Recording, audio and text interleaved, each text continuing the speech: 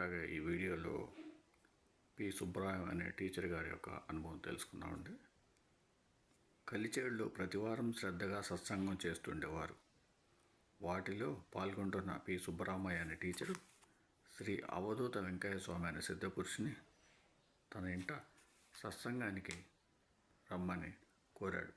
ఇప్పుడు కాదులే, తర్వాత చూద్దాం అన్నారు స్వామి.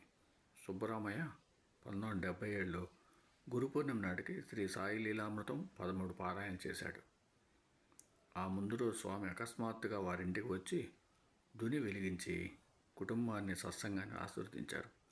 ఎప్పుడూ ఎవరింటికి వెళ్ళని, ఎవరింట్లోనూ ఆతిథ్యం స్వీకరించని స్వామి అతడింట భిక్ష చేయటం సకల సాధు స్వరూపి అయిన సాయి కృపకు నిదర్శనం. ఓం సమర్ సద్గురు సాయినాథ్ మహారాజ్కి జయ.